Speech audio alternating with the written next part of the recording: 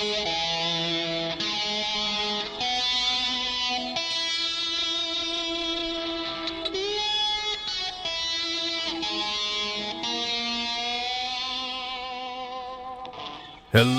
hello, hello, filter-free America listeners. We are back together again. I tell you what, every time an episode goes out into the world and then it ends, it's like a thick barrier of drywall forms between me and you, right? But then I release another episode of the Filter-Free America podcast, and you, the listener, being the great Kyles that you are, you pound your fists through that barrier of drywall and reach through and grab a new episode and start to listen, and then it all starts all over again. How is that for a fucking shitty pop culture fucking whatever we're in fucking enthused by at the moment type reference? You like that one?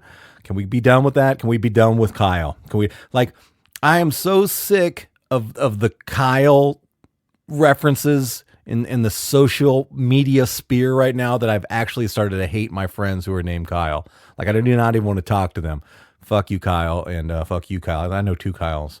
Well, I probably know more than two Kyles, but I know two specifically, and I don't want to have anything to do with them until this madness ends. Guys, welcome to the show. We have a very fun episode to share together this time. The guest, let's talk about the guest. The guest is comedian and pun aficionado Andrew Witzel.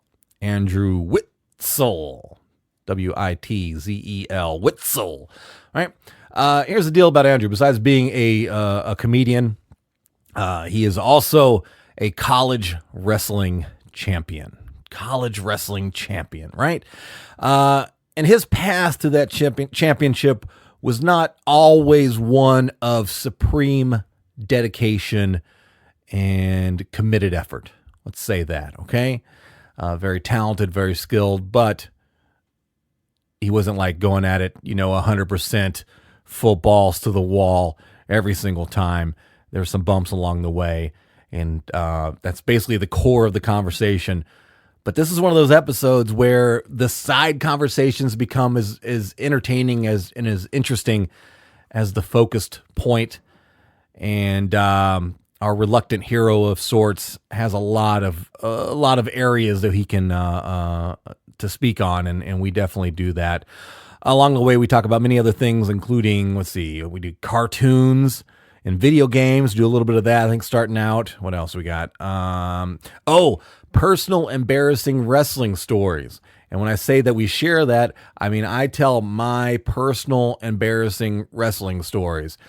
And they're both personal and embarrassing, and also wrestling. We also talk about a little bit about childhood violence, right? Violence committed as we were kids. We talk about fatherly influences. What else do we have on there? Stories from band and choir. Band and choir. I had attempt at band in school. He did both band and choir. We have some great stories about those. Also, stories about getting stabbed stories. Yeah. Getting stabbed stories and sex injury stories in a DWI story. All of that in this episode. Also, one of us, I'm not going to tell you who, one of us gives a very hypothetical description to a crime that they definitely didn't, absolutely didn't, positively didn't commit in real life. Completely hypothetical. It did not really happen. All right. Promotion for Andrew before we get the episode kicked off and on the way. Again, his name is Andrew Witzel, Witzel. If you want to follow him on Twitter or on Instagram, it's Andrew W. Comedy. Andrew W. Comedy on both Twitter and Instagram. And one more time, if you want to look him up on the Facebook, if you want to follow him on the Facebook and get some of his fucking sweet pun jokes that he posts, please go find him as Andrew Witzel, Witzel. Sponsor for the podcast, simplewebsite.us, simplewebsite.us, simplewebsite.us. That is the site that you need to go to if you want help or assistance or somebody to do it completely for you. I'm talking about building a Squarespace website. Yeah, I know it's kind of an interesting business model, but trust me, it works, and trust me, it's useful because they built and maintain the Filter Free America website. That's filterfreeamerica.com, filterfreeamerica.com. America, always intentionally misspelled with the letter K.com. Yeah, so if you would like to get some of their services, see what they do, or get some free tips or tricks for building your own Squarespace website all by yourself without their help, simplewebsite.us. Now, before we get kicked off here, we're not kicked off the air. That's coming probably later. But before we kick off this episode, I want to tell you about the episode that will be following this episode. Now, I don't want to give away too much, but I want to tell you this. The guest is going to be in the next episode. I was completely skeptical about up until the point that we had the conversation just last night. As of this recording now, it was last night, okay? And I will tell you, I'm just going to give you a hint here or a peek of what it's going to be about. The gentleman who I interviewed yesterday contacted me and told me that he had experiences with both very close and in-person UFO sightings and things dealing with the supernatural. That's all I'm going to say, okay? But I will say this again. Up until I had the conversation with him, I just assumed that this was going to be somebody that was fucking with me. Every step of the way, I thought this was just somebody fucking with me, like a comedian friend was pranking me, trying to set this up because he contacted me via email. Until I had the conversation with him. I'm going to leave it at that. This next episode is going to drop, and like I said, let's see, probably next 24, 48 hours, okay? Make sure you listen to that episode. I'm not going to tell you that I believe him 100%, but he definitely believes what he was telling me. It was a very, very interesting conversation. Okay. So that will be the very next episode. All right. Let's get this episode kicked off because this is a fun one as well, too. Again, we're talking to my buddy in comedy, Andrew Witzel, and we're talking about his wrestling. We're talking about all kinds of weird stuff that happened to him in life. So I need to come up with a name for it, and I didn't want to put a lot of thought into this one. So this is collegiate wrestling champion, comedian, and stabbing victim, Andrew Witzel. Do you like that one? Is that good? Is that a good title? I don't know. Okay, so here we go. Let's kick it off.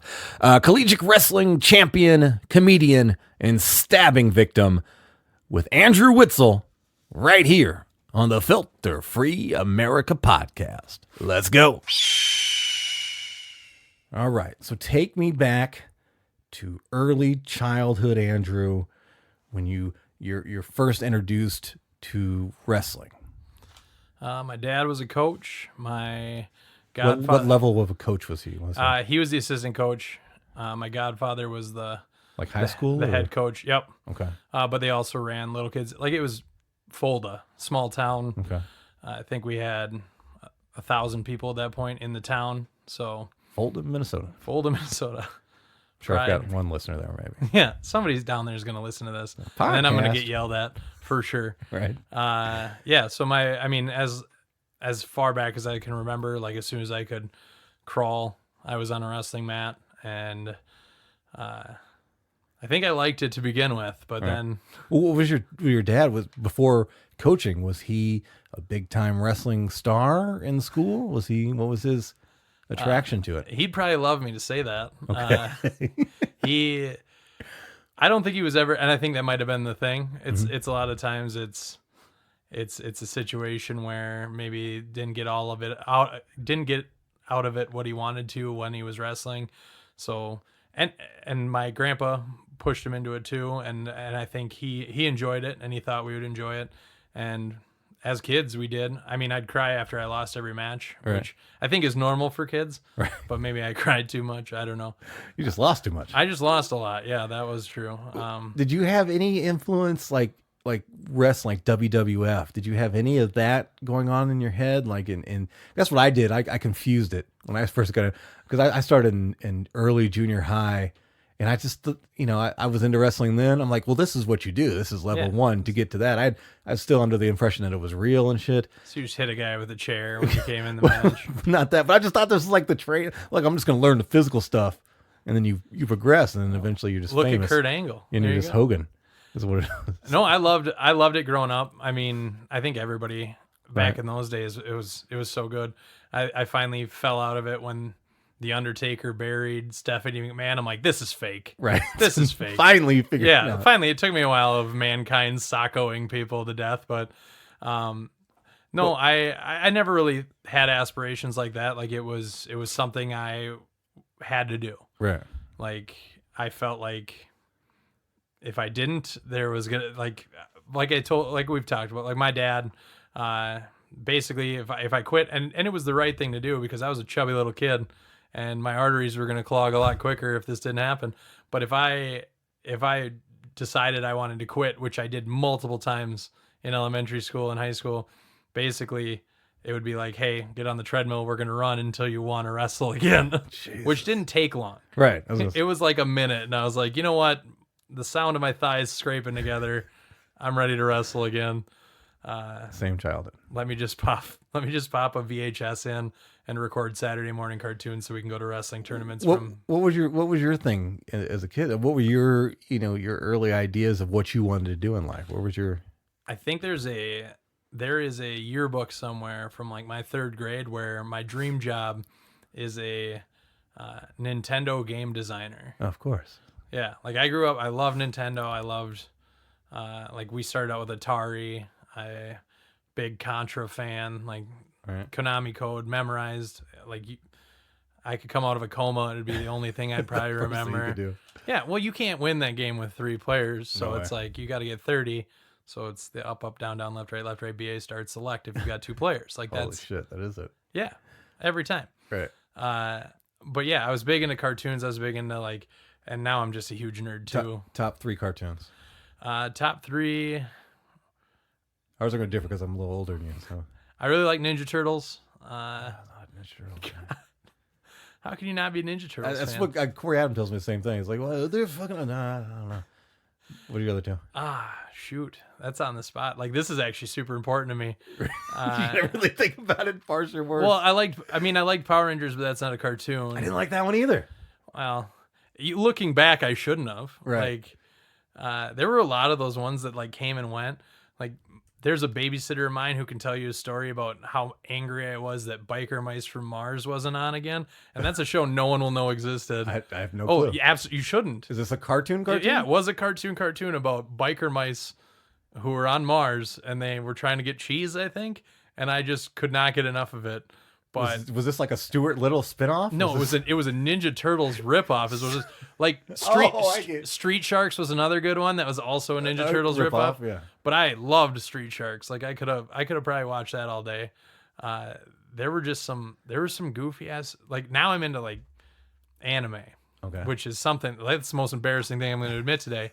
And I'm sure we're going to talk about some crazy shit. Right. But it's like right now, like I can name Yu Yu Hakusho. Like I used to babysit a group of people because we didn't have cable at my house. Right. I didn't get to watch Simpsons until I was like 12 years old. Holy shit. Which clearly didn't work, whatever they were trying to do. And they didn't allow you to. they didn't allow me to. Really? Or us to. It's the devil in The Simpsons. Yeah, exactly. That was the line, apparently. Is that a big religious part of Minnesota? And how you say it? Is Fulda? I don't think so. I think my parents were trying really hard Okay. to like make us not be shitty. Right. And I think it backfired a little bit with me. The rest of them are fine. Right. But yeah, like I would babysit a family. They'd pay me. I'd literally come over. I'd be like, all right, time for bed. And then because they had cable, I'd watch Toonami like every night. So that's the level of nerd I was. And again, this dates me. It was G.I. Joe was number 1, and by far number 1 was G.I. Joe. Like the Transformers and He-Man were next. Transformers was the number 2, but it was so far away from G.I. Joe. Dude, I just fucking loved you. I had every fucking G.I. Joe toy and all that shit. I could get into I could agree with you on Transformers for sure, because they had a bunch of iterations of Transformers. Like there was Beast Wars, which I watched a lot. I don't know. Yeah. But they did a couple like newer ones when I was there that I really liked. But G.I. Joe, I mean, I can get behind. Do you like the live action ones? Oh, the movies? Mm-hmm. Yeah, definitely. Definitely. Yeah, I can get behind. The Rock's in those, right? Is he in I think he may be in the newer one. I'm behind any The Rock project. Right. I'm not keeping up with my Rock like I once was. He's doing fine, though, without my support. Exactly. Nah, I fucking loved you, Joe, man. That was my thing. Well, I think that might have been my first job. Like, I want to be part of the Joes. Going said it's weird how you ended up. Right. I know. It's totally opposite. Super patriotic, super. Yeah, totally. But it's weird how it translates to my video game choices now. I like third person shooters, and I can't have any of that fucking dragon fighting shit. Yeah, I don't want any of that shit. It's got to be some fucking guns. There's got to be an air of realism in my video games. Like it's got to be just a little bit of, I was a big like Elder Scrolls as a big like everything that you probably hated. Yeah. RPGs, huge. Final Fantasy growing up. I need bullets. Yeah. I need I get it, man. You're a violent, patriotic American. I can tell by the gun. This is very G.I. Joe right here. Yeah. Well, these are paperweights. These are it reminds me of Parks and Rec when he has the Claymore. Like, have you ever seen Parks and Rec? Yeah, I know of it, but Ron Swanson's.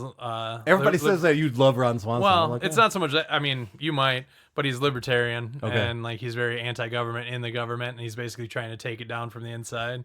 But he's got I'm a weird hybrid. Like I'm pro gun, but but I'm also pro free education and things like that too. And I just want everybody to get a free education and a free gun. That's all. Well, and he's like the best character in there. Like they don't shit on him like a lot of people shit on liberals. I know you've had a rough go. You and Corey and Tovar have a really tough time sometimes. Don't associate me. Hey, you guys all share the same memes. You're all the same people to me. It's great to see it. I'm just gonna follow one of you from now on. No. Real free thinkers. It's right. You take somebody else's meme and then repost it and be like, there was one that was literally a post about free thinking, and like I saw 3 people share the exact same thing. I'm like, you don't understand the word at this point. But no, he has on his desk he has an active claymore. Like it's like point towards enemy, and he always just like points it towards the person that comes in. Now I gotta watch it now. Yeah. I gotta find it's pretty good. Okay, so we got the cartoons covered. So, so your dad essentially living vicariously through you. Yeah, I think he was very. Honestly, if I was my dad, I'd have been very upset that it was me, the one who like ended up being good at it. Like my brothers were okay wrestlers, but I ended up being like I started out really bad, and that must have been rough for him because I'd wrestle. They didn't have enough people to fill varsity, so they'd put me out on varsity. I'd wrestle. Like I called myself the sacrificial lamb. Okay. Basically, my pep talk from people was, "Hey, try not to get pinned." Like it was never win; it was try not to get pinned, and I still couldn't do it most of the time. Like I honestly at one point was it lack of effort on your part? No, I like tried. I was still proud. I mean, I still took it pretty seriously, and I was like, I'm gonna turn a corner here. I'm gonna turn a corner somewhere and figure it out. But it was like I was just wrestling people. Like I was such a chubby kid. I was wrestling people way more mature than me. Right. Like I wrestled this kid from Tracy, the town over, and I gave him his 75th, 76th, and 77th win, which is hard to do because we wrestled him in a duel. Right. Well, I lost. Tapping on the table carries over. You're good. Fine. I lost. Then I met him at a tournament. Lost again first round. Then he lost. Okay. So he wasn't even that good. And then I lost to him again. He probably still remembers you, too. Oh yeah, for sure. Right. He dreams about it. I remember. What grade was this? What? I was, I think, in 10th grade at that point. So that's junior high, right? Yeah. Well, we didn't have a junior high because their town was so small. Okay. Yeah. It was, once you turned 7th grade, you got let loose with seniors, and it was a real fun time. Right. See, I did it in junior high for like one season, but not even one season because I just stopped. Yeah. Right. Because I was just tired of getting smoked and everything. And I didn't try. Like, I didn't try hard at many things. I didn't try hard at wrestling, but I remember. I just remember do you know what the cowboy is? Is that still a move? Is it they might call it Oklahoma now, or the Minnesota twist? Something where you grab both their arms and and they've got you kind of up. And this, I was so bad. Like he has me in this cowboy. I think that's what it was called. And like I'm on the mat, and he's like waving to the audience, leaning back and holding me. He had me in such a way that he could like. I did that exact same thing to somebody. Is that just a dick wrestle move to do? Because he was Well, like, I was a dick wrestler at that point. No, but see, and that's like the thing. waving to the audience and they're cheering as I'm just squirming like this fucking broke neck fucking fish on the mat. That's so ridiculous. Like I literally did. I had a dumb move that like I didn't. I know I couldn't have made it up, but I had a move that I perfected through, like, it was wrestling big guys. It was the easiest thing to do when wrestling big guys. Basically, I'd throw in a reverse half and I'd go out to the front and I'd wait for them to like try to hook my leg and roll. It's called a fat man roll. I'd wait for them to try to fat man roll me through, and then I'd throw their arm forward. Okay. So I'd have their arm with my arm and then their other arm with my leg. So I could sit there and look at the crowd and like wink at them or wave at them. But I think assholes. It was just revenge. It was revenge. Like, for the years of me just getting obliterated by people, I was like, all right, it's my turn now. Fair like enough. I remember one point, like, this kid had, like, I had gotten up, and you know, if you got to return somebody to the mat within like 5 seconds or you get a stalling call. Right. This kid like had me. I wasn't even trying to get out. I literally just looked at the ref and gave him the stalling. I'm like, you gonna call this? And that was probably my most dickish move that I've ever pulled in like high school wrestling. Not only are you beating him, you're also doing the referee's job. Yeah. Well, and they gave me a warning too. Like, he's like, come on. I got this. Yeah. I got yeah. this. Like, I could figure it out. My other embarrassing part was because I was also a large kid as well too. But in the school was that they didn't do like you wrestle high or whatever, because I was in a regular junior high. Mm-hmm. And like if we traveled to another junior high to do a match and they didn't have anybody fat enough to wrestle me, we had another fat guy on a team. And we just had to wrestle each other against each other, and I don't think I even paid a close enough attention to the wins and the losses as far as, so I don't know how that works. So it was probably just exhibition at that point. Oh yeah. So they just put two fucking fat kids who don't even want to be there for sure. Yeah, that's eventually I was like, I'm tired of. Why do I got to drive across town in this fucking bus to fight the guy that's right? Can we just stay at the school? And do the exhibition here where you guys go. We'll beat the shit out of each other. Trust us. Right. No, I never. Yeah, I was never that big. You fat piece of shit. But I was. I mean, I literally, I was short, and like I think I weighed 135 going into 7th grade. Like, it was. My problem was I was weak minded too though, because I wasn't violent young. Like I wasn't aggressive. Like I didn't. That took over later. Yeah, like when we got poor and we're like living in kind of like inner city area, and I was got tired of getting my ass beat. Yeah. That's when I started to learn how to fight and shit. But that was like early teens, like 13, something like that, 15 maybe. Yeah, I was never much of a like fighter, but like there were so many stories that I like remember growing up where I really Lenny from Mice of Men something. Bro. Yes. Or it's like, I don't know my own strength. That was me. I put somebody in a sleeper hold one time and knocked their front teeth out. Because I didn't realize, I'm like, it doesn't really work. So I put this kid in the sleeper hold, and then I let go because I'm like, we're done, And he fell forward and hit his teeth against the ground, and they had to call a fucking ambulance. And I'm like, that's what happens when I do jokes. Right. I can't, like, I am not Practical Jokers or whatever the hell that show is called would be my nightmare. Because I do something, like Your show would be called Assaults, Practical Assaults. Like this is one that happened. Me and my brother were playing frisbee with a shingle that fell off our house. Of course you were. Yeah, and he got first toss, right. And he got last toss because it went into my eye. Jesus. And just cut my eye. But that's like every time that I've ever tried to be like, let's joke around, let's whatever. Someone almost dies, and right. It's just so I don't even do practical jokes anymore. Fair enough. But my Lenny moment was in it was elementary school, Elmer Schroeder Elementary School, my hometown. And I got picked up. Yeah, shout out. I don't even know if it's still standing. And there was this dude, what was his name? Jeremy something. I can't remember his last name. But he was, we went through like this dynamic of sometimes we were friends, sometimes we were enemies. So I think it's just like when he needed a friend, like I was there. Then if he needs somebody to pick on, I was there. I think that's a normal thing. I had a buddy like that too. I know it's in dating, that's a lot of that. Yeah. But I remember we got into a fight in the school, and I pushed him, and I pushed him really hard. Like I was a good head taller than him, and he was he was muscular, but I had weight power. Yeah. And he fell back and hit his head on like the little movable chalkboard thing. fell back into that, and I started crying. Yeah. Because I was scared to death that I killed somebody. I was like, yeah, I don't think there's anything. I'd rather be getting the shit kicked out of me than have one of those moments again. Because I get terrified where I'm like, oh no, like I'm like, you hear about those one punch kills like at like bars or whatever. Yes. I'm like, I don't fight. I mean, I've gotten into my scraps in my day, but it's like after seeing that, I'm like, you can get in a fight and not even mean to hurt somebody and kill them. I'm like, nope, done. No more practical jokes, no more fighting. I'm just a boring guy to be around now. Right. It's the safest thing I can be.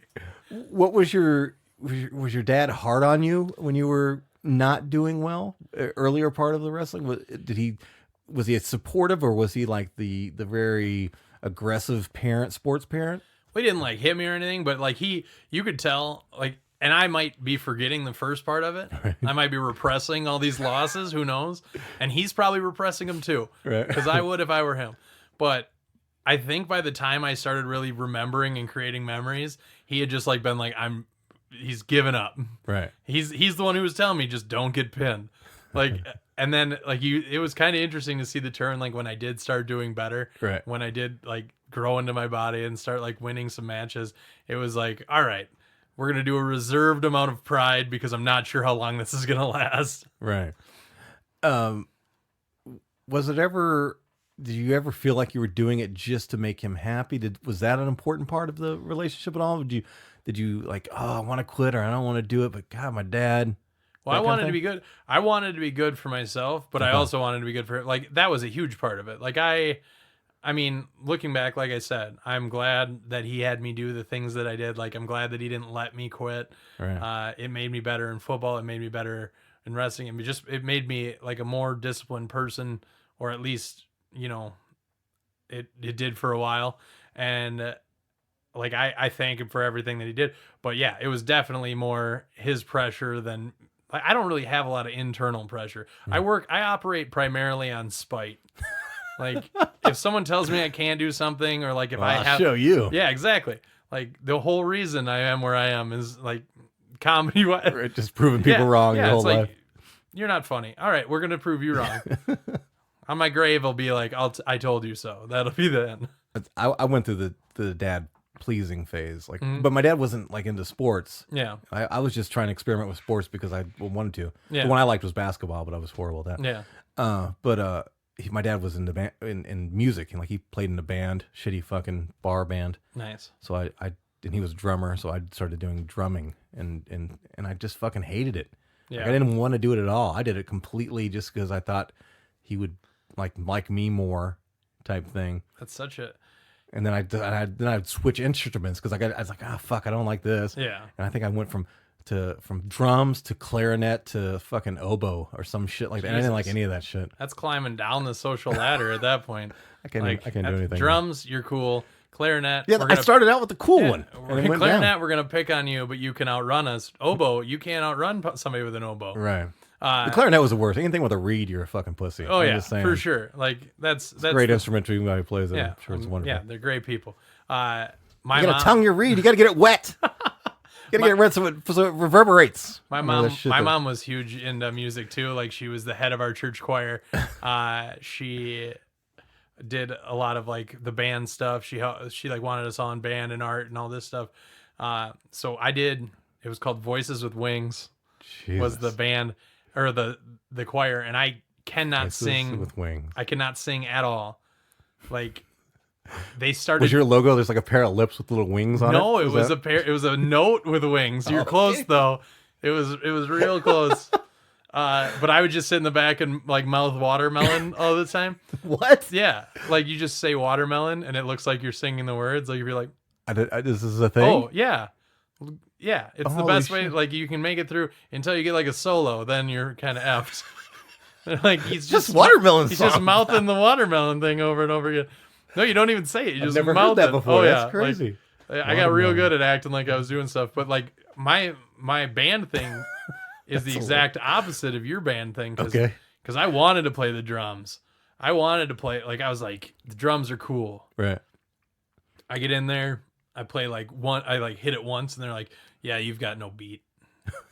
Like, it was just like instantly they knew. They're like, "You can't You can't do it. At the time, I didn't even understand the concept of it. I'm like, how do you read the notes to the like? You play the rhythm. You do the But then the next coolest was trumpet. I'm like, I can do trumpet. My big fat lips, nope, no good with the trumpet. Ended up with trombone. Okay. Which is the only one, like the equivalent of watermelon you can't even do because they can see where the slide is, so they can tell when you're fucking up. Right. So like I had to carry it around through marching bands and stuff, and I was just looking at the guy next to me trying to match where they were. Never played a note. That's hilarious. And then finally I got to quit that, and then finally they started doing like you had to like pass a thing in choir to get to be a part of choir. Right. And I got in there saying like 2 notes. They're like, you're tone deaf. I'm like, thank God. I'll stick to drawing and that'll be fine. But yeah, that was my experience with the arts. You didn't get good in the wrestling until college, right? Well, I got in 11th and 12th grade, What age is that? 17, 18. Okay. I was like, I started basically what was happening before was I was wrestling 189 pounders or less where they were fast and technical and stronger than me. And then I got a concussion. And then when I came back, I weighed too much to wrestle that. Okay. So they moved me to heavyweight. And so I was 100 pounds lighter than this guy basically that I wrestled the first time. And I only lost by a point. I'm like, this is my speed. I can do this. Right. So they started having me wrestle heavyweight, and I ended up getting 6th that year and 2nd my senior year. So that's these pretty are state competitions? Yeah, Okay. state. So that's pretty good for state. And my senior semifinals my senior championship match was the one where I did that thing that you got done to you where I waved at the crowd and winked. And the guy was like my biggest rival. He's from the town over. Like we went neck and neck, but I put him in this move right away. And so I had 1 minute and 30 seconds to just sit there and there's no getting out of it really. Right. So I just sat there and he's rocking back and forth. My favorite moment was he rocked back and forth so hard he farted. And then I winked at his fans and waved at them. Oh, that reminds me of another one. It wasn't fart, but it was almost as embarrassing. You get a boner? No. I wouldn't have been embarrassed by that. I'd been proud of that shit. Look at that. Apparently yours is bigger than mine. That's the point. I was like, oh, there I do have one. But it would be it was still junior high, and I was losing, of course, right? That wasn't a surprise. But somehow he got around me, and my mouth got under his armpit, and this is when my dad and his girlfriend were actually there, right? And my mouth was in his armpit. I'm sorry, I'm blocking the mic, and I couldn't breathe. Oh yeah. Right? So he had his armpit over my lips, right? So not only was it fucking gross and sweaty and fucking, junior high boy armpit, right? But then I couldn't fucking breathe, right? Yeah. And then I'm reaching up like I'm dying with my hand. I'm reaching for somebody to stop the match. But my shoulder, I wasn't pinned because I was fighting, trying to get out. Yeah. And I was just...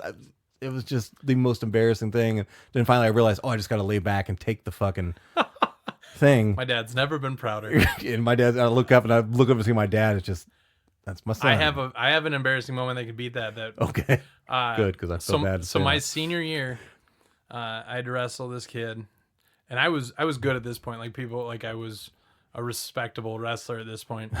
And I was about to wrestle this guy, and somebody's like, hey, take it easy on him. Like, he's not that good, And so I'm beating this kid.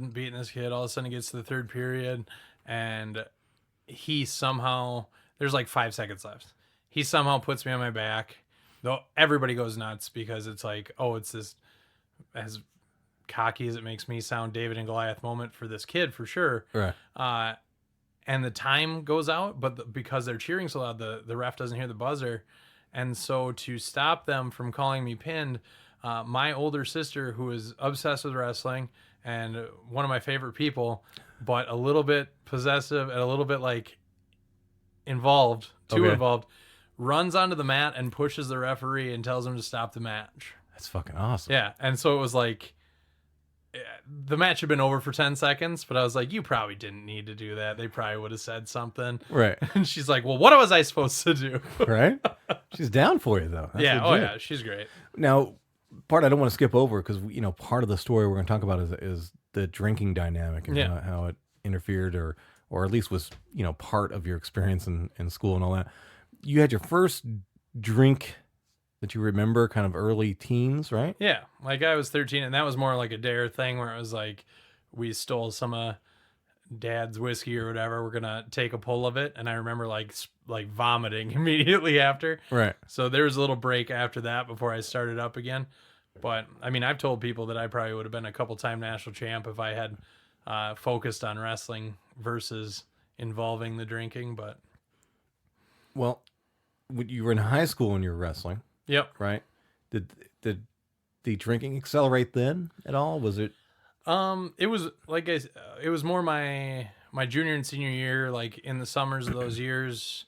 I think it was just ease of access to it. Like we had friends who would get it. I mean, friends who were home who'd whatever. Not going to name names. I think statute of limitations Right. over I on that. think they're probably cool. Yeah, I think we're probably fine. Everybody kind of knew what was going on, but Was that the worst thing that you guys did in that town? Is drinking, or is there? No weed. Was there no?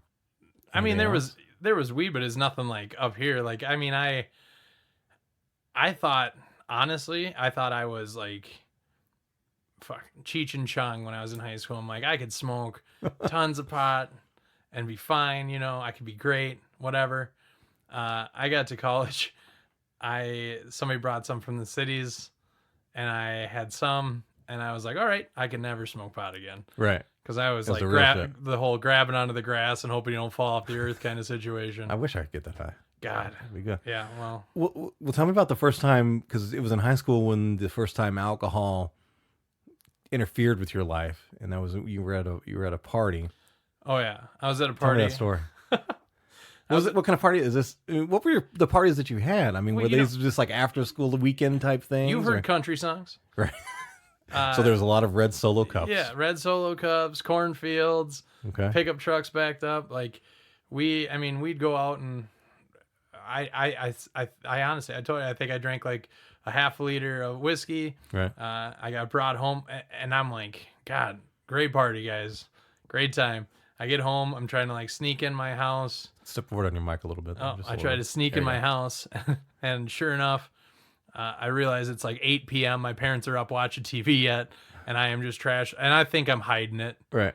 And years later, we talked about. They're like, "Yeah, we definitely knew," because I made it to the stairs. I get to the stairs, and my mom's like, "Hey, careful with those stairs." Right. And all they heard was "Doop, doop, doop, doop, doop, doop, doop." And I think I hit every one of them with every part of my body I could before I got to the bottom, and then I just crawled to bed and passed out at like 8. Did they give you any don't drink, don't do drug lectures or any of that stuff as you're... A lot of the teachings they taught were we're going to teach you a lesson in the morning when you wake up hungover. Like I threw a party once where we had a bunch of people out of the farm, and usually I got up early and I could clean up because I was still young, and the alcohol moved through my body quick enough where I was like, all right, I'm good to go. Right. But this certain instance, I definitely did not wake up in time. My dad came out, saw it was a mess, and so like what I got to do was in the clothes I was wearing, which was underwear, basically out at our farm, I cleaned up like 7 bags of garbage from all over the thing, just hung over as one can be. So that's kind of how they taught lessons, was like, hey, if you're gonna party with the big boys, you gotta get up and work with them too, sort of situation. Was it Animal Farm that you had, or was it like a growing stuff farm? It was a growing stuff farm. Like we rented land out, but I mean, we had like a farm site, and I'm sure my dad regrets ever letting us go out to it, because I mean, if he listened to this, he's like, I know, but I didn't need you to tell everybody. Right. Well, tell me about the story. You had another story. Oh yeah, that's right. That's yeah. I don't want to give it away. So I was at another farm party, but not anything of mine. We're finding a trend here. What's the demographic? I'm just curious. What's the racial demographic in that area as you're a kid? Is it mostly white? Like I'm assuming. Oh yeah, like 98%. Okay. Like I mean, yeah. I'm just curious what this is. Southwest Minnesota. Okay. Yeah, we did. So we were at another party, and they had put up like a tent where they're like, hey, if you can't drive, you can stay here. And I'm like, well, I'm too drunk to drive. I'm not going to do that. So instead I tried to go into this place to sleep In the sleeping room. in the sleeping room, and there were two people in there not sleeping in the sleeping room. You're And- supposed to go down to the fucking room. Yeah, so I in the was in sleeping the room. fucking room trying to turn it into a sleeping room, and I was giving these people shit about what they were doing in the fucking room, Right. and the guy didn't take it too kindly. You were heckling sex. Sexling, yep, seckling. Right. So he basically walked me out. We like walked out, and he was like, "You want to go? Do you want to go?" And I'm like, "I'm drunk," so I'm like, I poke him in the chest. I'm like, "Well, let's fucking go then." And he pulls out a knife and stabs me. Like he tried. Hold on. What kind of knife did he pull out? Just like a hunting knife. Like a fucking Bowie knife? No, like a switchblade kind of deal. Okay. And where's he stab you at? He tried to get me in, like, from what I remember, and Right. I might be like hallucinating this, but he tried to like come down at my chest, and I had my hand out, and I caught it right there. There's still a little scar, and it gets a little colder than the rest of my body when it gets cold out. There's Right. not a lot of good circulation there, but yeah, then I had to drive to the. Let's talk about how serious you take sex heckling that you want to stab somebody over that. You're already getting pussy and you're not. Maybe so it wouldn't clearly go- he maybe it had the wasn't going- advantage socially. Maybe it wasn't going well. Who knows? Maybe he needs that to get to where he needs to go. You know? I got stabbed once and it was with a barbecue fork. I dated this girl and we were at a friend's house and I called her a bitch for some reason. Yeah. Right? It was way teens, I guess. Yeah, where when I you were was at. young. That's what I was trying to be talking about. tough, right? Because Yeah. I was with my buddy. Bitch, chill, And, Yeah. and she just picked up the first thing she saw, and it was a fucking 2-pronged barbecue fork So you turner. got stabbed twice. Twice, same time. That's a good point. Yeah. Oh, I was gonna stab twice, bro. This is serious, right? But Yeah, it went in. you're one upping me with your barbecue fork stabbing. 2 stabbings, 1 time. It was real. I had to ended up having to go to the hospital with that. I had to get this masterpiece removed from my fucking arm. Went into my veins. Oh shit! I had to get stitches. I had to go to the and I was. Was it? Did you see like in the meat? Did you see that? It was like hanging out. Right. Like originally, I was gonna try to go home and sleep it off. I got somebody to come pick me up, and I was like, "Well, You don't sleep off a stabbing. Yeah, I we'll don't get know. this." Well, clearly, I wasn't thinking right, and like my mom wakes up, and my little brother luckily told on me, Right. and sure enough, we get driven out there, and Andrew's been stabbed. He's upstairs. I'm stabbed. trying to act tough where I'm like, yeah, it's fine. And we get there and it's clearly not fine. They bring out they see me and they're like, all right, we'll get a nurse. They bring out the biggest nurse of all time to make sure I wasn't going to freak out or anything. Right. They do the stitches and they luckily didn't say anything about me being drunk when I was 18. But yeah, they stitched me up. I was trying to make jokes the whole fucking time too. They're like, who did this? And I'm like, ninjas. And they're like, I'm really aggressively masturbating. It was yeah. really weird. it's a real sharp dick. No, but I was honestly, I was trying to crack jokes the whole time. That's funny. And my mom's just so pissed off. Right. Did you snitch? Did you tell the story? Oh, Did no, you- no. Okay. I see the kid too sometimes. Like still to this day? Yeah, he still lives in town. Holy. Still with fuck. that same girl. Did you ever really? Yeah, Oh, yeah, somebody's doing something right. exactly. apparently. They've She just got been- really turned on by that they've stabbing just been thing. stabbing people the whole time. No, I ran into him up here one time at a Vikings game, and he's just buying me beers. I'm like, I'm over this by now, Right. or else we would have had a problem already. But yeah, I'll take them. They're like Right. $14 beers. Right. Uh, Did you guys laugh it off? Did you have a conversation about it? well, my thinking on it, I was like, everybody does stupid shit when they're drunk. I'm Right. like, I'm not gonna ruin your life over this. It was 14 stitches. Clearly, I'm not happy about it, but I think he beat himself up way more than I did. Right. And whatever. I let a lot of shit bygones be bygones. I try to be as decent as I can be, and I realize that I've made mistakes too. I'm like, Fair you're enough. young, you're dumb. So who have you stabbed then? If you I've never stabbed anybody, but like I said, with the night's still young, man. yeah, give me one of them 2-pronged forks. I'll get you 4 times. No, yeah, like I said with the bad practical jokes. I'm like, I've hurt people mostly by accident before, Right. so I'm like, I get it. Right. Stupid shit happens. What was the? Oh man, you're no way you're gonna beat my story. What is the most accidental or worst accidental injury you gave to a girlfriend? Because I know it's happened. When you're a big guy, God, what did I do? there's no way you're going to beat my story. Well, then choke why up am on the I- mic. Choke up on the mic again. Why am I even telling it? You're setting up my story, motherfucker. Yeah. Well, fuck. I'm so vanilla. Like, I mean, there isn't like a. I think you're waiting on like a fun me being fat sex story. Maybe. I don't know. Yeah. Well, those don't last long. No, I don't think I've ever. I don't think I've ever hurt anyone I've dated, which shouldn't be something I have to say at this point. God, Joey. Accidental is accidental. Yeah. You know? Well, Even if it holds up in court, I guess you could say whatever you want. How did you accidentally, quotation marks, hurt your girlfriend? I'm sure I said this on the podcast Yeah. before. It's hilarious.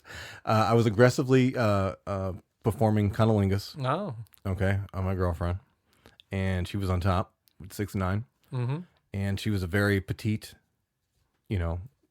female, Yeah. and I was aggressively digging in, and I had my hands on her ass cheeks, and I was like pulling too hard, Yeah. and as I was, performing the cunnilingus, and I tore the flesh of her asshole, like right there on where the meat in between, and it split the skin. Well, the good news Because is I was like I was doing really good Yeah. cunnilingus. Like, Yeah. it was aggressive, but I was pulling too much here, the side cheek thing, and it tore, and it was traumatic for both of us. Well, the good news about that story is that like anything I say from here on out, I know my parents aren't listening to, so it's fine.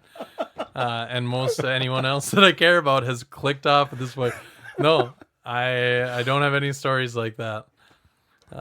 Again, night's early, so Yeah. Jesus. never know. So, where did things started kicking in the high school stuff? You're doing good in the state and all that. Did the school, and it was, remind me of the school's name, Augsburg, right? Augsburg, yep. Yeah. Did they come to you? Yeah, they reached out to me, and that was part of the main reason I went. Was there were only 2 or 3 schools that reached out, and with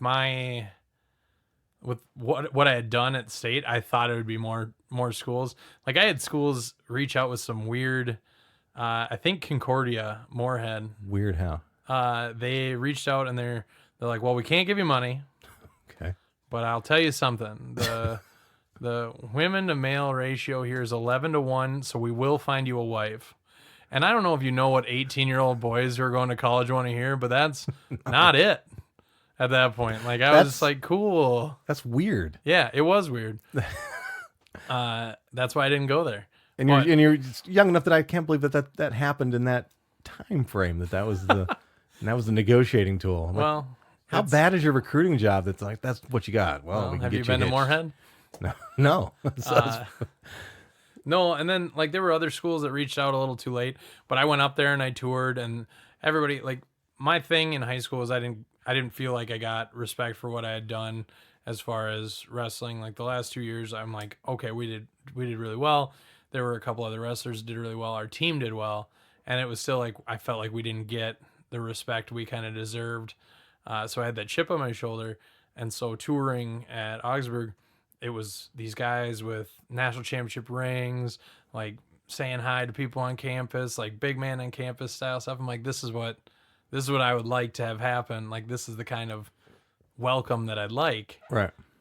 So it was pretty easy. Like I only went. You were impressed. Yeah, it was. I only went on that one tour, and I was like, all right, this is where I'm gonna go. Now, was this a paid scholarship type deal? No, I mean I had academic scholarships because at that point I was still doing well in school. I did well on my SATs, and they had a program there where I could go for a couple years, then move on and get my master's at the U of M, which was the plan. I thought they originally wanted me there because of my GPA, Right. and I think technically they did, but my defensive wrestling technique carried over to college really well, better than I thought, and I think maybe better than they thought.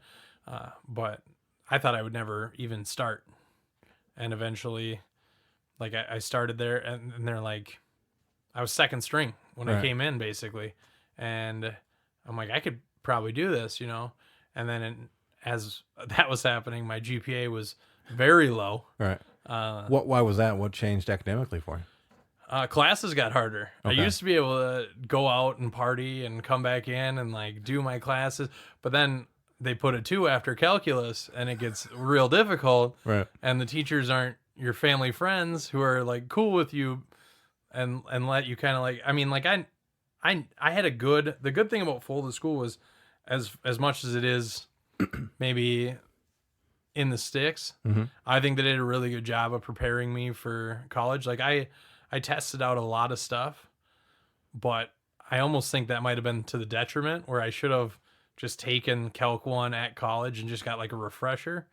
But yeah, I think at the end of my first semester, I was on academic probation with like a 1.9 GPA. Jeez. Yeah. And so I really let them down as far as the GPA went. And they basically... Was there any risk of getting, like, could they throw you out? Could they kick you off the team? I could lose the scholarships. I mean, if I was failing, I wouldn't be able to wrestle. So I had to turn all that around. Another big part of it is like, this is the most training I'd ever done ever. Mm-hmm. Like, you're up in the morning, you're doing a run, then you're doing a lift, then you're doing a 3-hour practice or whatever. They have training table. They're really good about keeping like people up and in their GPAs and like really focused on their stuff.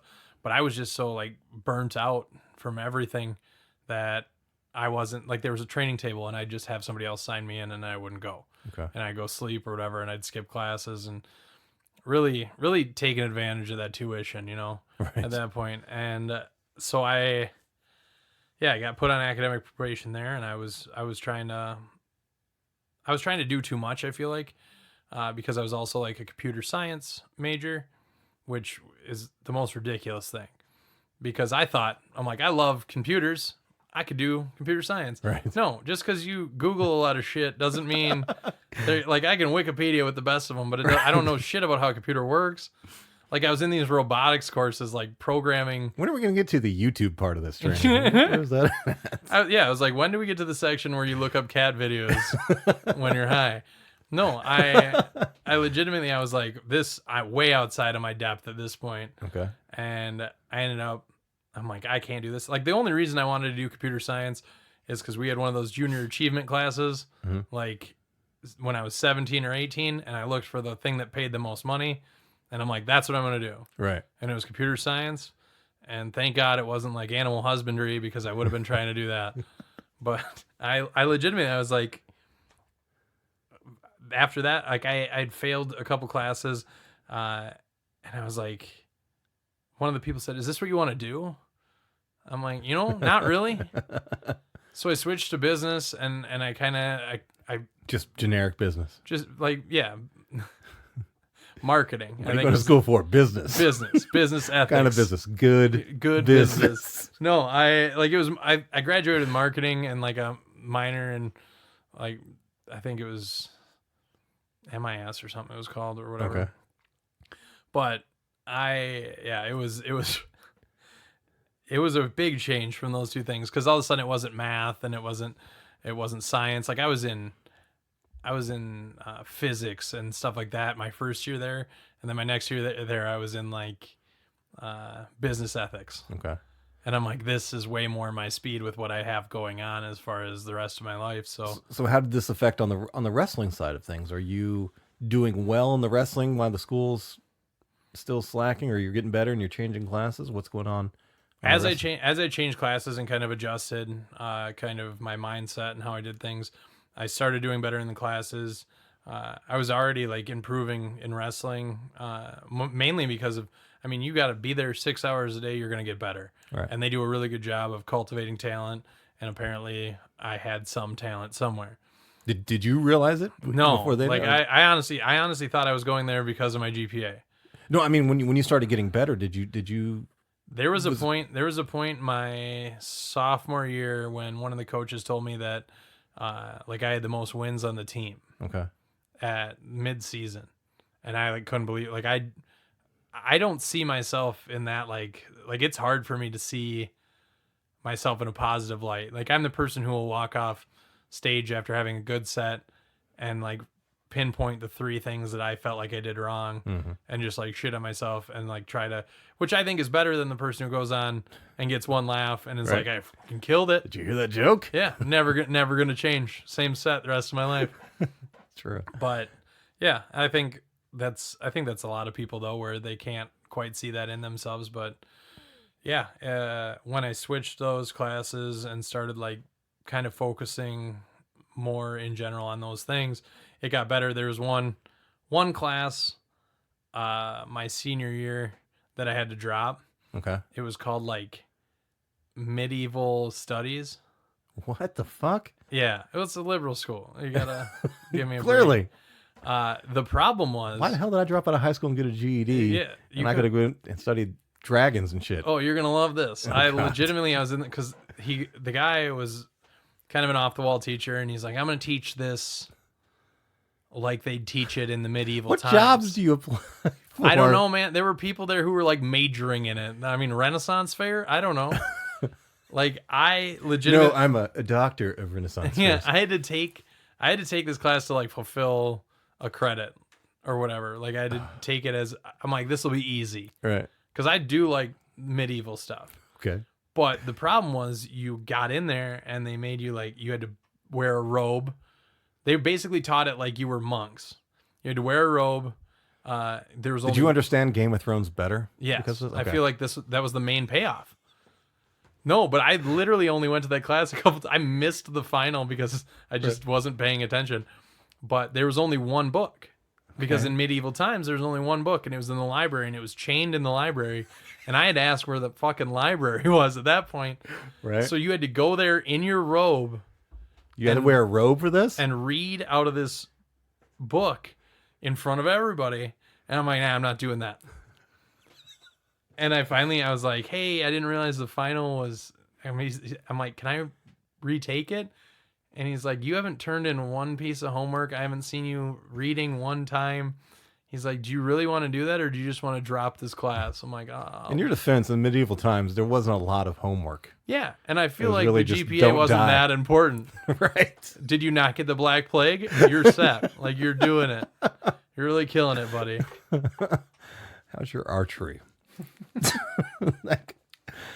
Can you fight off barbarian hordes? So, was it the first year in college? Because I mean, to make the jump from where you were at in high school and junior high wrestling to winning national titles and being one of the best on your team, that's a hell of a jump, isn't it? I mean, it doesn't just normally happen like that. I mean, it's not. Yeah, I felt like it was a lot of the coaching was good. We had Olympic level coaches in there. I had Really? Dan Chandler, who was the coach for like Greco. Okay. Really good guy. John Peterson, who's a gold medalist, was in there. And then we had just a bevy, if you will, we had about as many coaches as we had wrestlers at that point. Wow. And I mean, my freshman year, we had the 19th best recruiting class out of like any division because we had a couple guys come over from the U of M, and it was just being around that talent. You had to, if I didn't get better, it was going to make my life so much worse. Because Was that the focal sport at Osberg, or why? Yeah, why are they so good, and why relative to the U being over there? I mean, the U's good too. Right, D1 is a whole different animal, but That's right. D1, D3, like it was just, I mean, you'd get this talent in there and you'd grow it. When I was there, we won 2 national titles out of the 4 years I was there. And that was basically how things had been going for years. It's like 2 out of 4. Really? So that was part of the reason too. I'm like, I can get a national title ring out of this if I go and I do this. And sure enough, my freshman year we won, and then my senior year we won again. And I was co-captain with one of my best friends, and we were undefeated, which hasn't happened in it's only happened one other time, and that was like 60 years ago. Are you wrestling other schools in the nation at D3? Is that Yeah. okay? And like you're traveling to. Yeah. So Okay. a lot of, I mean, some of my biggest, the thing is like some of the Midwest guys were the hardest. Like I wrestled a kid from La Crosse who just whooped my ass all over the place. Like it was impressive. Like I was even like, I'm like, you are really good at this. You were the guy getting held and Oh yeah. waving to the For audience. one, like it was, I got my comeuppance. Right. Like when I got up there, like I felt like these other people improved very well over the last couple of years. Like I was really close with this guy my freshman year, and he started lifting weights or some shit because he was insane by the last time we wrestled. And I was like, all right, well, maybe if I would have focused a little more, that's where I would have been. But yeah, I did. I held my own. Like one of the moments I tell people about, my proudest moment, Okay. was we'd play Call of Duty a lot. Okay. In our off time. My roommate was actually the one to Call of Duty, and he tried to like lock us out of his room all the time, and we'd break in every time. He finally started locking the door with like a padlock or whatever, and I'm like, all right, well, we're gonna figure this out. We're on the second story of this building, and I found out that the corners are like this, and there's a window on each side. Okay. And I'm like, if I lean out this window, I can open his window, push his air conditioner in, and get in to play Call of Duty. So he came home one day, and there's just 5 of us in there playing Call of Duty. His air conditioner's on the ground, and his doors popped open. He's like, how the hell are you guys doing this? It took him like 3 or 4 more times to figure it out. But at one point, I was ranked number 2 in the nation in wrestling, and Number 2 in the nation in breaking and entering. So. 500th in the world in Call of Duty. That was like, holy shit. Yeah, I was impressive for a little bit. You should have mastered or get a degree in Call of Duty. It didn't start getting popular until after I was gone. Like the esports shit wasn't around. Mr. Calling. Yeah. That's what it should have been. So, as you're going through college, is the drinking coming back up at all? Are you dealing with that at all? Well, they had, pretty strict no drinking during season, which was good. I mean, there were a couple moments where I clearly, and I'm sorry if you guys listen to this, there were a couple moments where I didn't follow the coach's orders that came back and bit me in the ass. And it kind of, basically how I learned is hitting a brick wall. Like I gotta learn through my own fuck up. Like I can't hear somebody else tell me it's a bad thing. I gotta find out on my own. It was the night before we wrestled this team that wasn't that good. We were really good at this point. I was really good at this point, and I knew I was wrestling someone who wasn't. And it was my buddy's birthday. I'm like, all right, go out, hang out for a little bit, maybe take a couple drinks, whatever. So about 4 a.m. we have our last Yeg bomb, and last of how many? What's the normal answer? It's a dumb question. Drinking question or drinking? I don't know, probably a handful or more. Jesus. And wake up. So I go to sleep at about 4. 6 o'clock rolls around real quick when we got to be there. Right. I go in and we're going through like the warm ups, and I'm sweating just booze. You could have bottled it again. Right. You could have bottled it and resold it. I'm trying Are the coaches aware? Do they smell you? I'm sure they did, but they didn't say anything. I mean, like, there's got to be. If they didn't, kudos to them for never having a drinking problem. Right. But like anybody who had that a kid drink, stinks over there. Yeah, anybody who had a drink in their life, like even the kid I was wrestling with was like, "Dude, you okay?" I'm like, "I'll be all right." Like pretty bad when your opponent's concerned. No. The person I was warming up. Oh, that you said you're. No, you gonna be all right, buddy? Yeah, we got done warming up, and I was like, all right, I think I might be okay, And then I get on the mat, and this kid's got a losing record, and I was at this point ranked 2nd in the nation, and I beat him by 1 point, and I literally almost threw up on the mat, and I walked off, and one of the coaches, that was your finishing move. Yeah, one of the coaches looks at me and he goes, "Probably won't do that again, huh?" Was he aware at that point? I think that one, clearly that guy was, right. But he was just like a helper. Like I think he had just graduated. He probably had a drinking problem himself. Yeah. He recognized it. Yeah. So yeah, no, it was something. Right. So I'm sure it was something to behold. Was that the kind of the high point, if you will, of the drinking in school? Was that? Yeah. Like like I said, I learned from hitting a brick wall, but usually I learn after hitting that brick wall. So I chilled out on that. Like, I'm not as good as I thought I was. I am not immortal. I'm not impervious to this shit.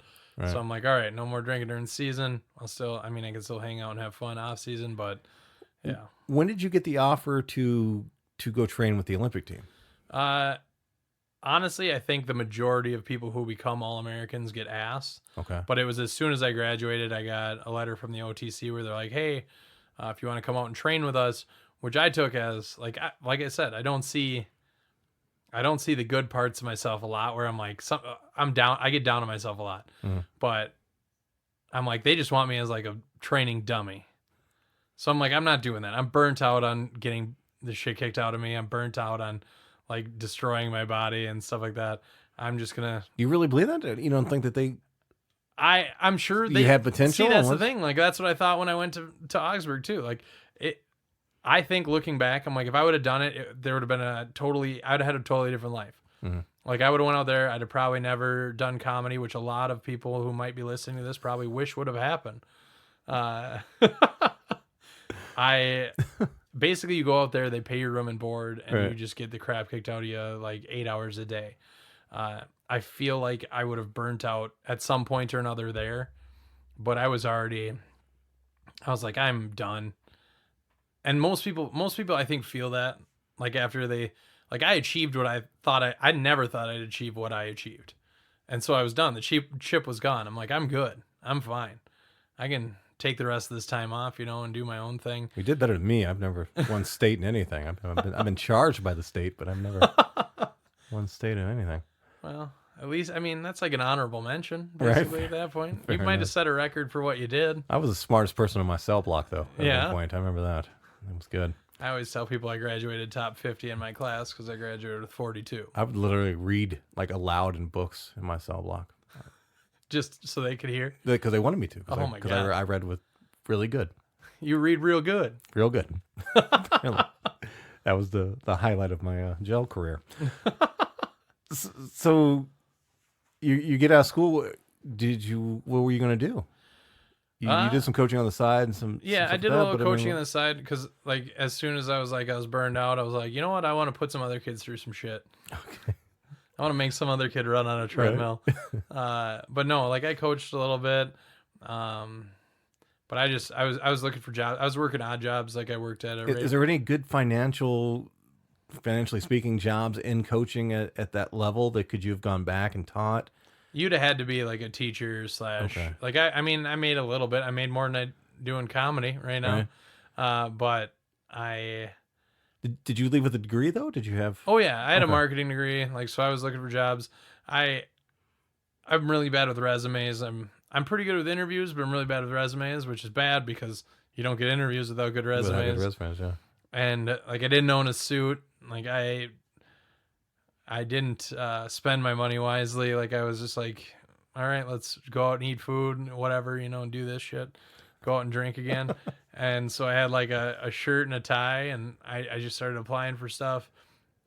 I ended up working at a gas station for a little bit. Oh, nice. And ended up working at I don't even think you need a resume for a gas station, do you? Oh, you don't, but I sure... I still fucked it up. Right. I was working there, and I got a sting done on me.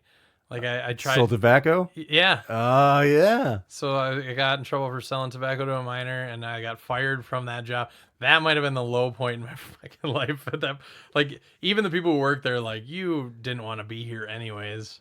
I got a story. I don't know if I could tell it or not. What's the statutes limitations for robbery? Do you know? Why would I know? Okay, so hypothetically, yeah, this guy I know, yeah, he worked at a convenience store. Vinny Joseph? Yeah, sure, that guy. And he had a friend who was, a criminally minded friend, and they set up the store to be robbed while he was working there. Nice. So they had had it all planned out where they were gonna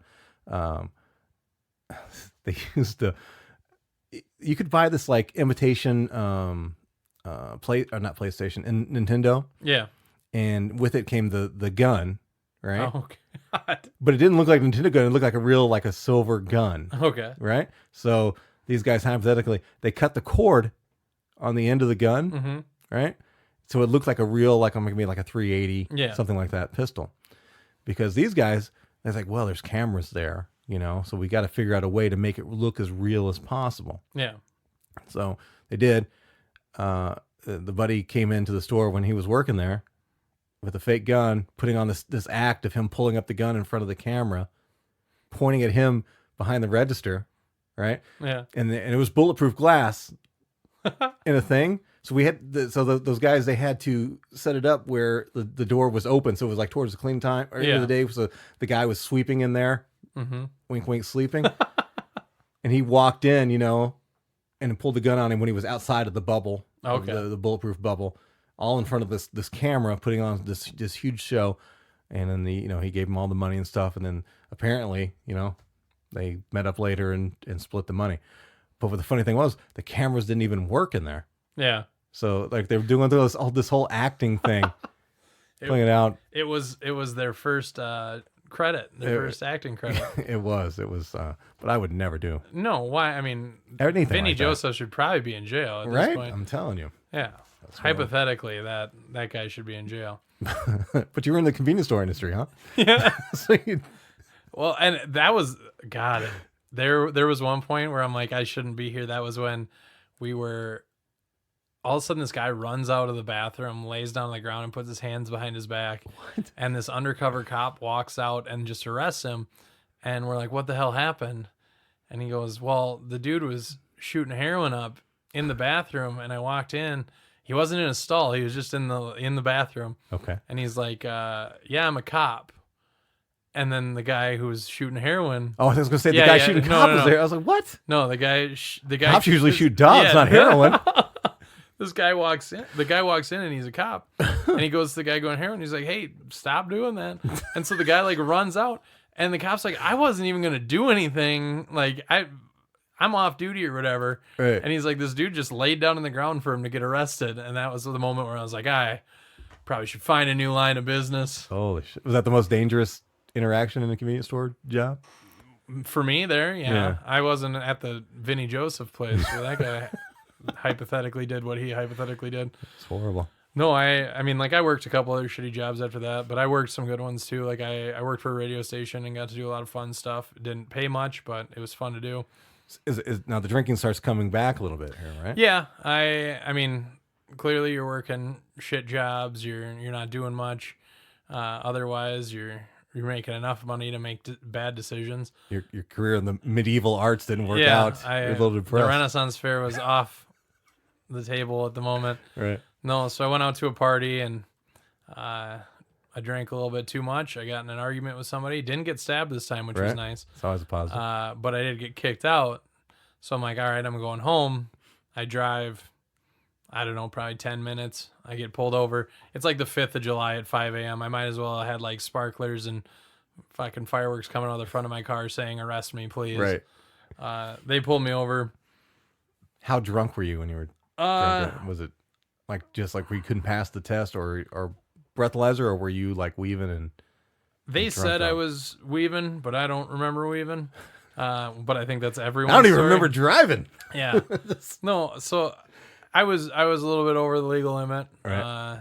to the point where I really shouldn't have been driving, and it was whatever. Like I said, another one of these brick walls. But the worst part was the cops. They found out I worked at a radio station, Right. and they were fans of the radio station. So I'm like talking them up. I'm like, they're gonna let me go. Right. They're gonna let me go. Then I found out that one of them was a wrestler. So I'm talking about wrestling with him. I'm like, this guy, he's gonna let me go. I thought you were in there. Yeah, he's gonna let me go. We're friends. We're buddies. We're pals. We're gonna let me go. They're like impounding my car at this point. I'm like, oh, it's gonna be fine. They're gonna let me go. Like, I'm gonna talk my way out of this. I've talked my way out of tons of stuff before. We get to the police place. The lady or whatever takes my clothes. What alcohol test did they do for you? Was it put your fingers up and walk on a straight line and all that shit, or did they do breathalyzer? I just did the line, and it Okay. was bad enough where they were like, we don't need anything else. We're good here. And they breathalyzed me, and they gave me like a test when I got back there. And this was back when they were having like that lawsuit about the breathalyzer thing where they were, I don't know. It was something with like where they were going to overturn a bunch of them. I'm like, no, I deserve it. I'm just going to take my licks and move on. Right. But yeah, I thought I was getting out of it the whole time. Like, I got in there, they were taking my clothes. I'm like, I'll be fine. Right. Still think they're your buddies. Oh man. yeah. Like I'm getting out of here. No problem. Right. Definitely didn't happen. I spent the night there. First time in jail? Yes. Okay. Did you Yeah. sit in jail or did you get bonded out? Well, it was just like the drunk tank kind of deal. Okay. So I just had I basically spent the night. Somebody came and claimed me in the morning.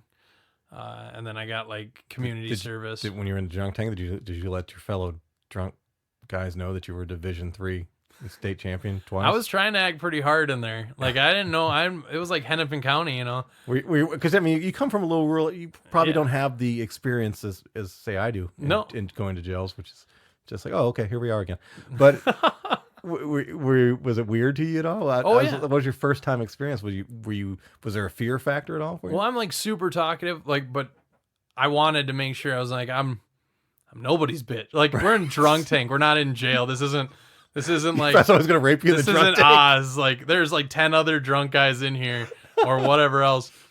And I'm like just like bullshit. Like just like, yeah, I should have fucking ran. I probably could have made whatever. They're like, you're a fucking idiot. Right. So I did pull apparently a power move that I didn't know existed or didn't know was a power move. I grabbed the toilet paper roll and used it as a pillow. Oh, that is. Apparently that's a power move because there are only so many. And I like took a whole bench to myself.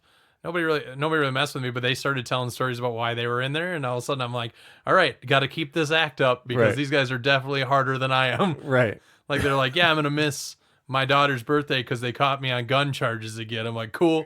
And you're in there for first time D-dub. Oh yeah, Jack in the toilet. I should have been like, yeah, and then I shot somebody. Do you know you can make dice to gamble with out of toilet paper?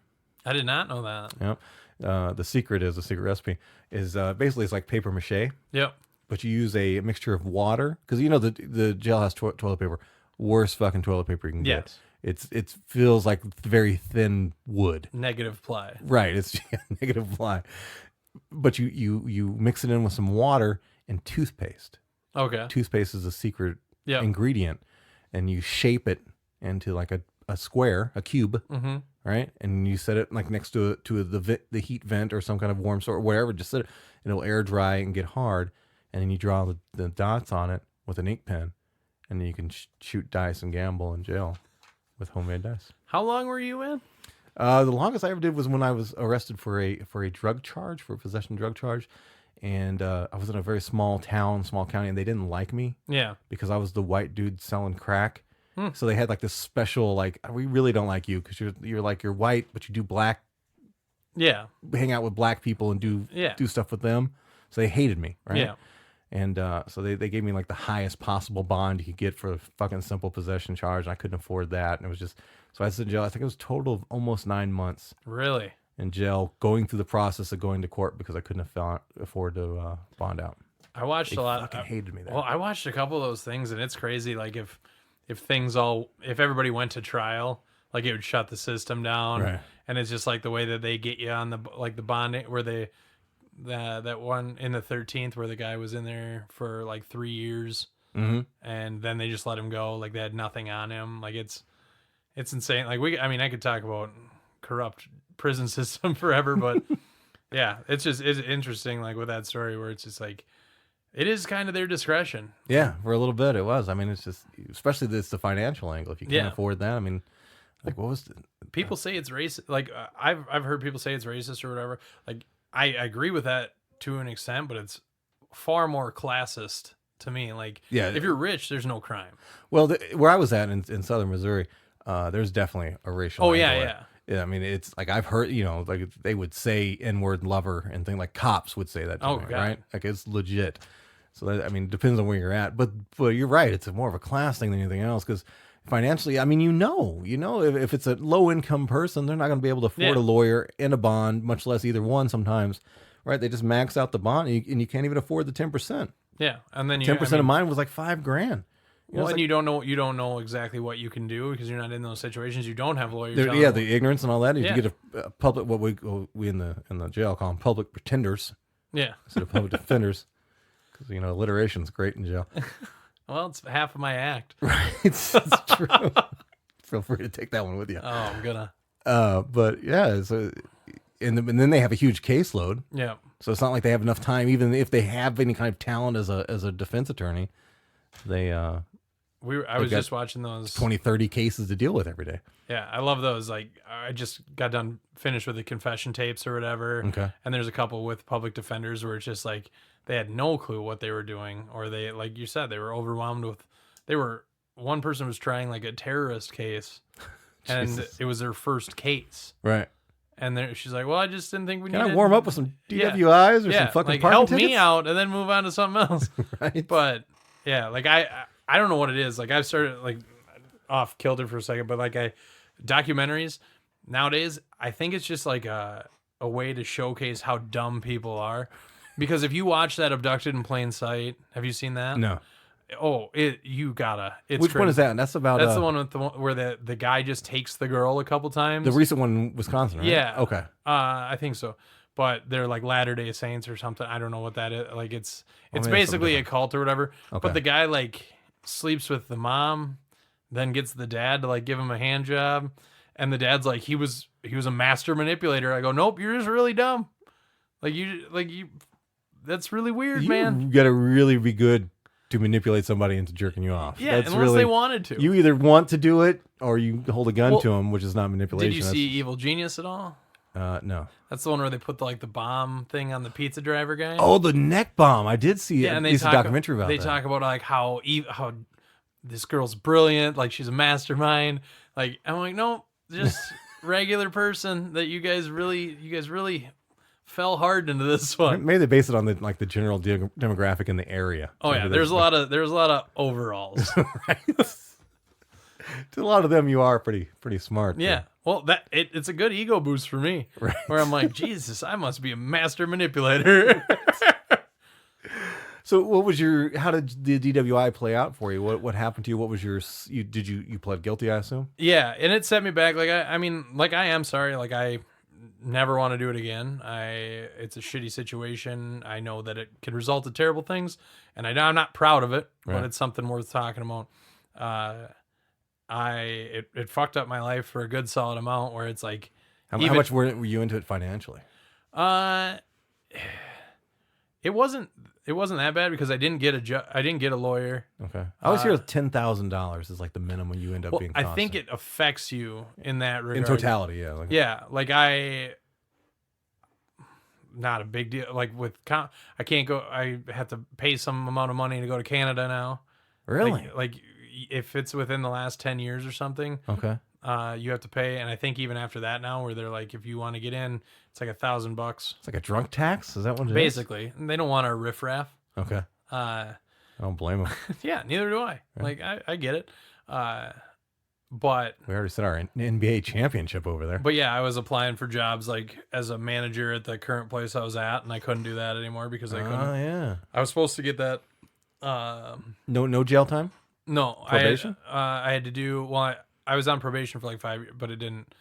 It was just like, hey, no drinking and driving, no running from cops. Is this considered a misdemeanor or felony? Misdemeanor. Misdemeanor. Okay. Yeah, I wasn't that bad. You have to get like multiple, because I've never You got to had- be double the legal limit, basically. Oh, it goes by that. I thought maybe like after the third time you get, it's time. And to mine was right when they had enacted this thing that the first time you get it, you've got to get the breathalyzer thing in your car. Oh. And okay. like I was in a financial space where I couldn't get that. a lot of 'cause comics have those. That's the thing. well, that costs like $150 a month or something. Like it's not cheap. Right. And I didn't have that kind of money. So the jobs I was working, luckily people could like pick me up, or I got real good at riding a bike. Like I knew every bike trail, and there were a couple times where I'd work like nights and I'd just sleep at the office that I was at or whatever. Right. Super embarrassing. Never want to be there again. And it's just like, yeah, that's where I should have went and wrestled in Colorado Springs. Right. So we would think that this would be your final bad alcohol story, right? No, that's normally how these end, right? Like, oh, that's really sucked, but you didn't stop there, right? Like you continued some aggressive drinking in times in comedy. Yeah, the comedy one was, I mean, that was my worst experience, but like this recent experience was it's embarrassing. Okay. Like it really set some standards as far as The first one, the DW of it was bad because of the potential impact on other people. But this is like the personal. Yeah, it gets me. Like, Right. I'm like, this is the one thing I thought I could do at any drinking level. Like, I thought I'm funny regardless of how drunk I am. And I have found out that is not true. I mean, in my defense. It's not a beer I'm opening. It's a flavored water. It's a super chill brand, generic store brand from Cub. It's very good. Right? In my defense, It was at Grumpy's, so no one was really paying attention to my set. They were all outside smoking. Right. But it was 4th of July. I didn't think there were any mics going on. What are you drinking? I was drinking whiskey Cokes. Okay. To bring it back, Mac Cokes that I brought up a thing of McMaster's from down home, and because I was like, I'm not going anywhere. Right. I'm hanging out at the house. I'm not going anywhere. And I was in that Acme Funniest Person contest, and the person. Did you win that? Yeah. Sorry. I didn't make it past the first round. I ran the light, so. I won my night. Didn't make it past the first round. Like I don't know what I did, but clearly it wasn't. It was something. I'm not good at contests. I don't get a lot of drinking contests. You're pretty good. Yeah, clearly I could win one of those. But basically, the person who was like I had promoted. I'm really good at promoting my shows, Right. or promoting shows I'm on when I want people to show up. And I had promoted it, and the person who was headlining my night reached out to me, Lori Kilmartin, and she's like, "Hey, are there any mics going on?" And I'm sure she reached out to other people. Yeah, you can't think that she started with you. Yeah, right? exactly. I never do. And then I literally, I was like, I'm going to reach out to some people. I reached out to Chris Maddock, and I'm like, hey, are you having Grumpy's tonight? Because it's the only one I know about. Right. And he started fucking with me. Of course. He's like, I'm like, yeah, Lori Kilmartin's looking for a mic to do tonight. And he's like, can you have her send me a tape? And I was drunk at this point, to the point where I was like, nobody hearing the story can even appreciate it if they've never been into a Grumpy's open mic. oh yeah. And I'm like, and I hadn't been to it like that. This was like my first one I'd been to. And I messaged her. I go, do you have a tape? And then he finally told me he was fucking with me. And I'm like, How did she God. respond when you asked her? She's like, no, I can't remember. I think she said I can get you one, or she said she's got them on like links on her website. Oh, she took it serious? Yeah, she writes for. Yeah, she took it serious because it's coming from me. She's a brilliant comic. Yeah. Yeah, she doesn't know anything about Chris Maddox Grumpy's. So it's like, and then the worst, like I Ubered there, like right. she already got there, but I was clearly too drunk to do it. I wasn't even gonna do it. Mm-hmm. And then somebody was like, hey, you should get up there. And I'm like, okay, I should get up there. And so not only did I bring... You can say Corey's name if it was Corey. No, Corey, I think it was Maddie Tenneger was like, hey, you should get up there. Okay. And I'm like, I've never forgiven her for that. No. Good job, man. But no, we get there. So not only did I bring her to Grumpy's for an open mic, or tell her that it was an open mic that she could do. So she went on and did it. I was like the last one on. Okay. So everyone was gone basically anyways. But like Corey had taken over as the host. He might have been hosting the whole night. I can't remember. It's hard to tell. But I literally get up there, and at this point, I don't really know my material anyways that well. I had just kind of gotten back into it. And I walk over to the glass partition. Just so everybody knows, that when Grumpy's was open, the performance area felt like being like in a train car. Yeah. Right? Because it was a very narrow space, 10 feet across, maybe? Yeah. Like a hallway. Like a hallway. And there was chairs lined up, and you would walk up the middle, and you were like in this little separate area. But there was a full bar where there was always plenty of people. Yeah. Not giving a fuck about comedy and having a good time in life. They were very happy about the partition. Right. But it was clear, and they could see in. Yeah. And you could hear the noise coming through because there was no laughter to drown it out at all. So like I went up to the window with the mic on the stand. You get like 3 minutes. I'm wasting at least a solid minute doing this. So I walk over to the mic, or walk over to the glass, and I'm just tapping on the glass, and all these people look in. I'm like, get in here. And they finally, like, I force them to come in and watch me absolutely bomb. Like, I get on stage, and I forget everything. Like, I don't even remember. There was no one else in the audience besides... Oh, no, just these people. Which is a common thing at the second half of the show. And Corey in the back. Right. Which is even worse. I would have loved him to been outside smoking. And so they come in, and I'm just like, and I don't remember of all being on stage, but I'm sure I told at least one terrible joke. Right. And then I came back to, that's all I got. And I walked off stage, and these people, like, I've never seen people leave quicker. And Corey gets on stage, he's like, you literally just invited people to, like, your own, like, execution at this point. And that's when I realized, I'm like, all right, 2 drinks maximum before I go on stage. Right. Or else this shit happens again. So what's the blacking out part of that? Because I don't drink, and I don't ever get, like, I've been drunk, but I don't drink to like that. Was it just like, were you aware of what was going on? No. But you're standing up on stage and you're just talking. Well, the thing is like I never really understood what blacking out was when I was doing it back in the day. Right. I thought it was like everything just shuts down and your body's on autopilot. I thought it meant you passed out. I thought that's what blacking out really was. it's just your brain like doesn't keep the memories in there from when I think I'm right on this. Your brain's just kind of like, yeah, we don't need this. In and out, in and out, in and out. So like you're functioning fine at that. You're functioning within that moment, but you aren't going to remember what you did. Okay. So like your brain's all there. Autopilot, no way home. It's just it's not autopilot. It's just no record. Okay. Like it doesn't record any of the evidence. It's like those cameras in that Vinny Joseph story you told earlier. Right. Hypothetically, it doesn't remember anything.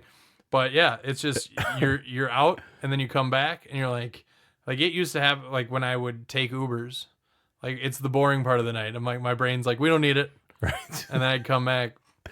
But yeah, I really try actively not to do that anymore.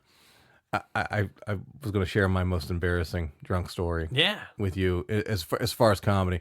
And this, you're like a big one-upper. I like this because now I don't know, but like you be the victim. I want to make sure I'm. I like to equate our victimhood. So, these are the two things that stopped me from drinking comedy. Number one is I got super drunk with Josh Florhog. You know Josh, right? Yeah.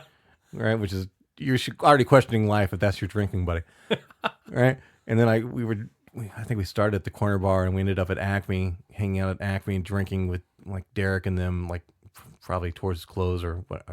You heard what I say, but I puked all over the brown couch that's still there. I think is that brown couch still that little corner ramp? Yeah, yeah. I puked on that like totally. Probably just flipped over the. Nick, the bartender, I think cleaned it up. So that. But the worst thing I ever did. You get on Acme a lot anymore? I haven't been down there in like years because I've always had been working Monday nights. Yeah, oh yeah. When I came back to comedy, I was working every single Monday night, so I had no reason to get down there. But the worst actual thing I did, and I'm so embarrassed about this, I'm so apologetic about it now. I was apologetic about it then too. I got really, really drunk at this open mic that was run by Herb Brown. All right, I don't remember what it was called. I'm pretty sure it was in St. Paul. But I got super drunk, and I can't remember who. I'm not gonna say made me because I feel like I'm putting it off on somebody else. No, but I should go there and do like a BET comic set, right? That was like, yeah, you should definitely do that. I remember somebody, was it Corey? No, I don't think it was Corey.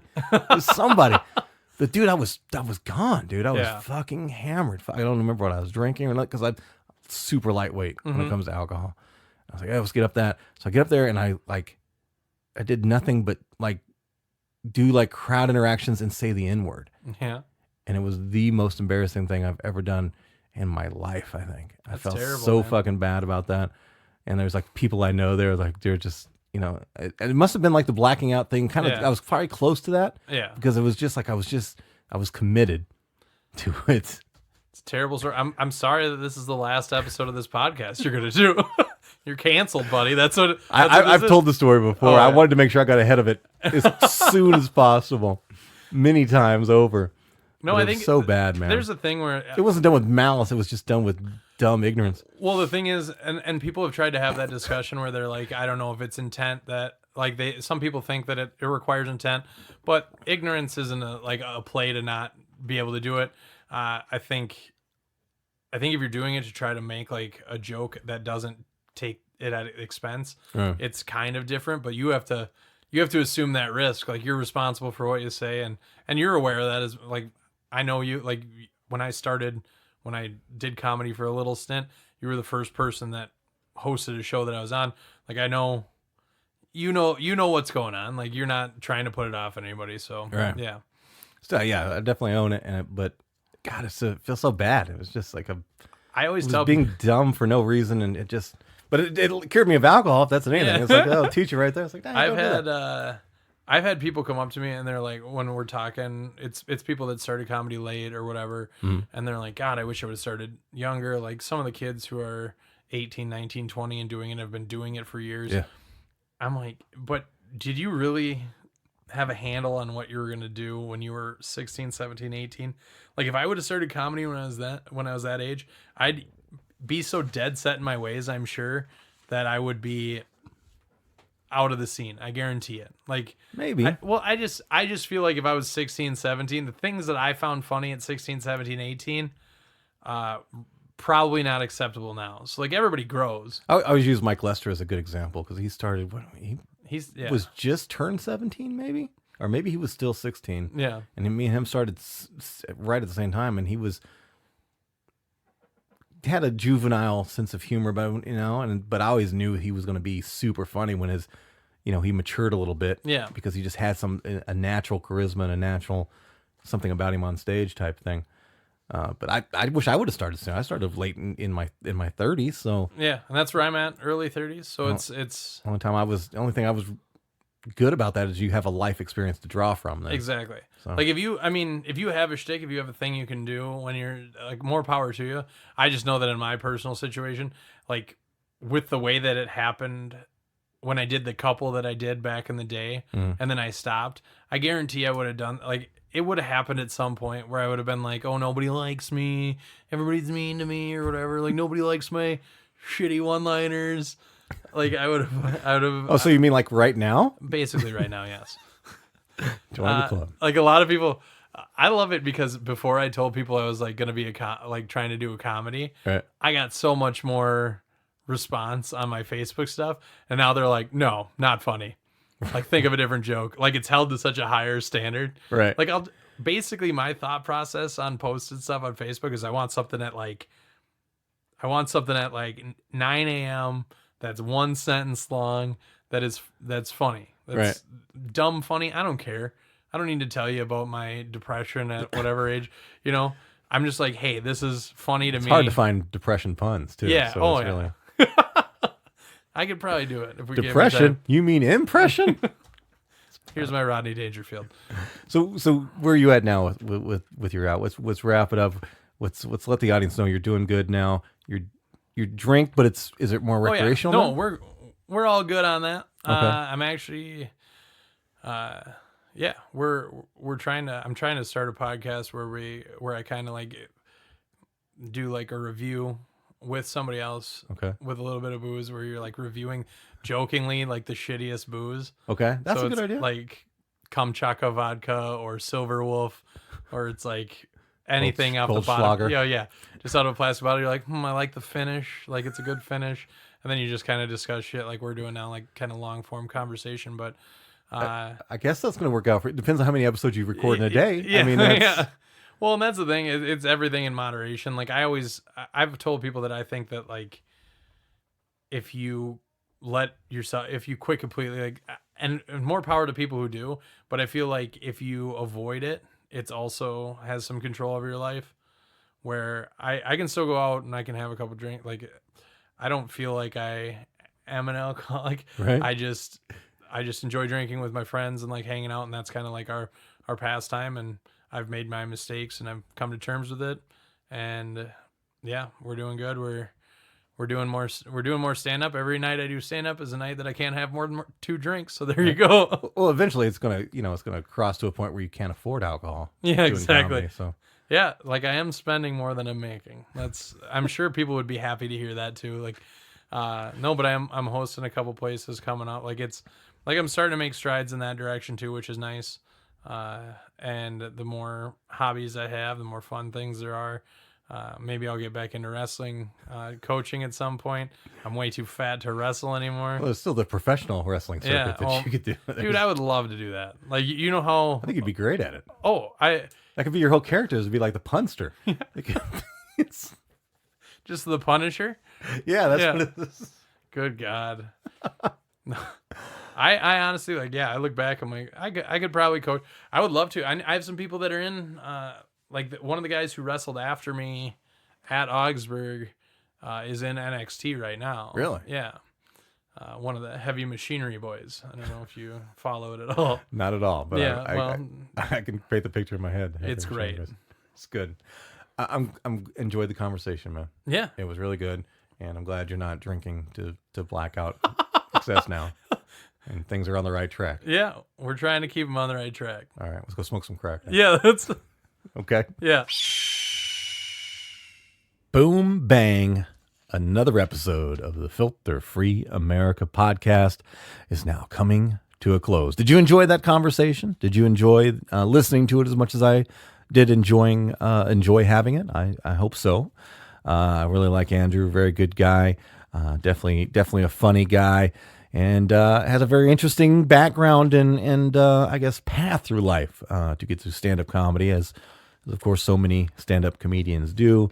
And one more time, that admission, that hypothetical admission of a crime, definitely, positively, absolutely, in no way, shape, or form actually happened in real life.